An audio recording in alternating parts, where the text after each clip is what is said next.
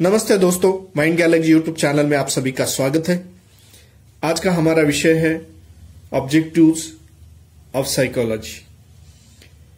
मनोविज्ञान पढ़ाने का उद्देश्य। मनोविज्ञान जब भी पढ़ाते हैं तो उसके कुछ उद्देश्य है, वो उद्देश्य हमें पूरे करने होते हैं, इसीलिए मनोविज्ञान पढ़ाया जाता है।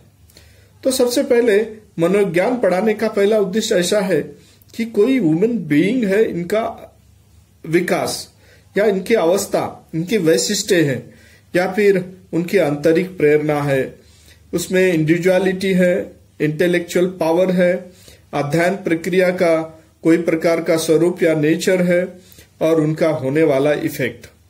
जैसे कि यही अध्ययन प्रक्रिया जो है, इनके अलग अलग जो इफेक्ट है, जो इफेक्ट होते हैं, वो हमारे मेमोरी और फॉरगेटिंग पे, हमारे पर्सनालिटी और एनवायरमेंट है, एनवायरमेंट भी इफेक्ट करता है। साथ साथ हमारा मानसिक स्वास्थ्य जो है, मानसिक स्वास्थ्य पे भी उसका फर्क होता है। और कोई प्रकार का अगर बिहेवियर में चेंज हो जाता है तो हमारे कोई प्रकार के शिक्षा में जो है या हमारे कोई व्यापार है, व्यवसाय है, उसपे भी यहाँ पर इसके द्वारा मार्गदर्शन किया जाता है। और अध्ययन जो होता है या फिर अध्यापन है, ये दोनों के बारे में भी मनोविज्ञान जानता है। और ये सभी मालूमात का अगर ये मनोविज्ञान में ज्ञान संपादित करना, यही हमारा सबसे पहला उद्देश्य है। दूसरी बात है, कोई प्रकार की मनोविज्ञान में जनरलाइजेशन है, कोई नियम है, कोई तत्व है या कोई सिद्धांत है या फिर थियरीज है, वो समझ लेना यह मनोविज्ञान का अध्ययन का उद्देश्य है। उसी साथ साथ तीसरा उद्देश्य है अध्ययन और अध्यापन करते वक्त जो है हर एक व्यक्ति का पर्सनालिटी डेवलपमेंट है।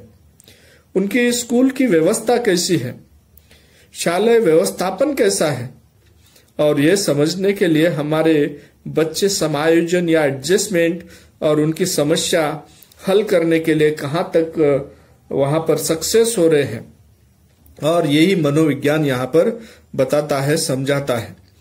उसी तरीके से कोई प्रकार के अध्यापन के कोई साहित्य है या फिर टीचिंग एड्स है या फिर साथ साथ में कोई मेथड्स है, टीचिंग मेथड्स है, और उस बारे में अध्ययन के बारे में यहाँ पर मार्गदर्शन किया जाता है। सभी के यही मार्गदर्शन करते हुए इसका मेजरमेंट भी किया जाता है कि किस तरीके से अध्ययन स्थिति बनती है और वो कहाँ तक अध्ययन उनके साथ हो जाता है और वो उनका उपयोग दैनंदिन या फिर हर रोज के जीवन में कैसे लाते हैं, इसके लिए उपयोग होता है। उसके बाद वर्क व्यवस्था या क्लासरूम की जो अरेंजमेंट है, क्लासरूम अरेंजमेंट, यहाँ पर डिसिप्लिन और सोशल और मॉरल सोसाइटी में किस तरीके से उनकी मॉरल जो बिहेवियर है, ये बिहेवियर और समस्या जो छुड़ाने की जो तरीका है, इनमें ये साइकोलॉजिकल जो कोई भी उत्पत्ति है, तत्व है, सिद्धांत है, कहाँ तक उपयोग में लाते हैं, और ये उपयोग में लाकर हमारा डिसिप्लिन और क्लास अरेंजमेंट ये सभी ठीक ठाक से कहाँ तक उपयोग में लाते हैं, इसलिए ये उद्देश्य है। साथ साथ में कोई प्रकार की जो परिस्थिति है उसका विश्लेषण करके मनोविज्ञान में समस्या जो है, वो समस्या हल करने के लिए मनोविज्ञान यहाँ मेहनत करता है और बताता है और उसका सॉल्यूशन देता है। शारीरिक रहा या फिर बौद्धिक लेवल पे जो क्षमताएं हैं, क्षमताओं के बारे में विभिन्नता है, अलग अलग लोगों में विविधता भी है इसमें। जैसे जैसे परिणाम कारक उनको ये जो अध्ययन होता है उसका परिणाम कितना होता है, किस तरीके से होता है, हर एक स्टूडेंट में जो है ये डेवलपमेंट होता है क्या, और कोई स्किल डेवलप होता है क्या, ये देखना ये भी एक उद्देश्य है। जैसे ही बच्चे जो है पढ़ते हैं, उनके नीड्स क्या है, उनके इंटरेस्ट किस बात में है, और धीरे धीरे उनका जो सभी अवस्था है, उन अवस्थाओं में उनके जो ग्रोथ और डेवलपमेंट होती है, तो डेवलपमेंट होते वक्त उनमें क्या बदलाव आता है, ये सभी बदलाव का उनके जीवन में कहां तक उपयोग है, ये उपयोग देखना या अध्ययन करना जरूरी होता है। कोई प्रकार का प्रलोभन है, शिक्षा है और उसकी उपयोगिता है, यह सही तरीके से हो रही है क्या, यह भी देखना है। कोई प्रकार के एबनॉर्मल बच्चे हैं और ये जो एबनॉर्मल है या साइकोसोमेटिक प्रॉब्लम है, तो ये सभी किस तरीके से सॉल्व किए जाते हैं और वो सॉल्व करने के लिए हेल्प करना। साइंटिफिक मेथड से जो है ये स्टूडेंट को टीचिंग और लर्निंग होना चाहिए, उन्हें काउंसलिंग भी होना चाहिए और ये कहां तक होता है ये देखने के लिए भी साइकोलॉजी यहां पर हेल्प करती है। कोई प्रकार का जो बिहेव है, उनकी समस्याओं को दूर करने के लिए उसे विश्लेषित किया जाता है, उसका विश्लेषण एनालिसिस किया जाता है और वो करने के बाद साइकोलॉजी यहां पर उसमें इंटरेस्ट लेती है और उन्हें रास्ता दिखाने की कोशिश करती है।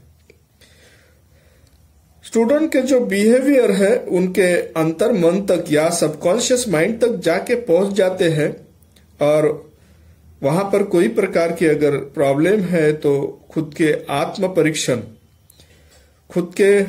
परीक्षण के बाद उनके कोई प्रकार के बिहेव में चेंज लाना और उनका मन का मानसिक स्वास्थ्य अच्छे तरीके से रखना, ये भी एक मनोविज्ञान का वहां पर उद्देश्य होता है।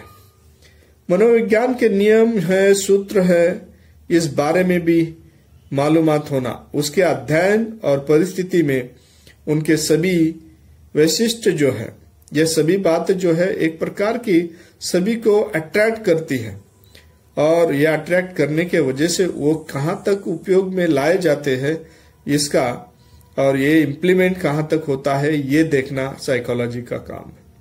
ये एक उद्दिष्ट है। बिहेवियरल कोई प्रॉब्लम है, उनके आचरण या इसमें कोई समस्या आती है और उस वक्त वो छुड़ाना, किस तरीके से ये बिहेवियर प्रॉब्लम छुड़ाए जा सकते हैं, उनका विश्वास संपादन करते हैं और यह सही तरीके से संपादन करने के बाद शिक्षा के उद्दिष्ट भी पूरे करना, ये साइकोलॉजी हेल्प करती है उसे।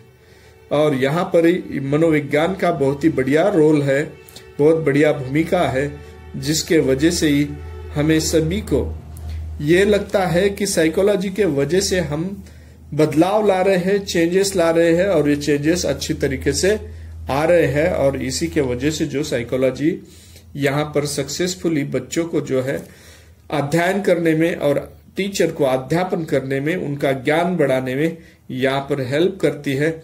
ये सभी बातें जो है देखना, यही उद्दिष्ट है। ये उद्दिष्ट जो है इस तरीके से पूरे किए जाते हैं। तो दोस्तों, इसी तरीके से मनोविज्ञान के हर एक चैप्टर का ये जो है धीरे धीरे एक एक सिलेबस आगे बढ़ते जाएगा।